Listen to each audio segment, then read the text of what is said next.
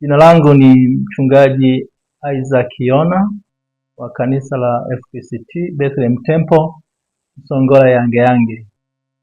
Tuko hapa sehemu ya Yange Yange, kama unatokea Msongola naenda Kivule, huko katikati ndipo tulipo.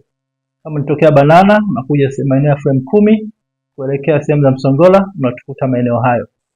Tokea Chanika hivyo hivyo, ukifika Msongola kuja kama unaenda frame 10 utakuta hapo kanisa liko kando ya barabara.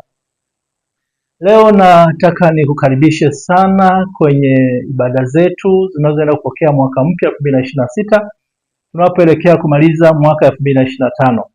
Tunatarajia kuwa na mkesha mkubwa wa kupokea mwaka mpya siku ya Alhamisi kuanzia saa 3 hadi kwenye saa 6:30 hivi, ili kujiandaa pia kwa ajili ya ibada ya mwaka mpya inayofanyika siku ya Alhamisi kuanzia saa 4 kamili asubuhi mpaka majira ya saa 6:30 mchana.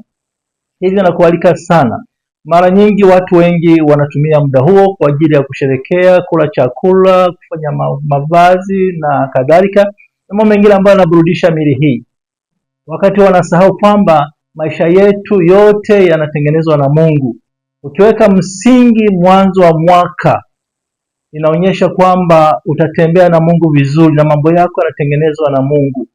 Kwa hiyo tunapomwacha Mungu pembeni na kushughulika na mambo ya mwili huu, ikiwa ni pamoja na mavazi, chakula, sherehe, kuburudisha ndugu na marafiki, tukasahau Mungu pembeni na ibada pembeni, mara nyingi mwaka wetu unakuwa sio mzuri.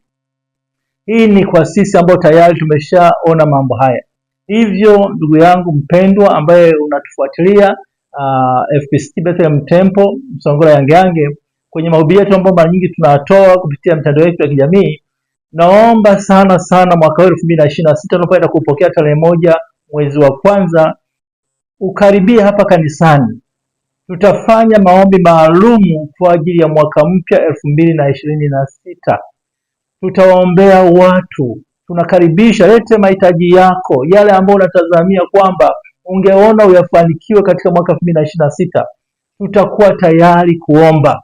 Tumekuwa tukifanya hivyo na watu wamekuwa wakitoa shuhuda nyingi baada ya Mungu kufanya. Ni vizuri kuwa na mpango na Mungu, kumshirikisha Mungu mipango yako unatarajia ufanyiwe au ufanikiwe katika mwaka husika. Kwa mwaka 2026 tumejiandaa kuanza na Mungu ili tukamilishe na Mungu. Hakuna anayejua mwaka 2026 kutatokea nini. Watu wanaweza wakawa na tabiri mbalimbali, wakawa na nabii mbalimbali zikasema, lakini tujue ya kwamba nabii zinaweza zikabadilishwa. Mungu anaweza kubadilisha nabii, zikatokea ujumbe ukabadilika kulingana na mazingira yatakayotokea.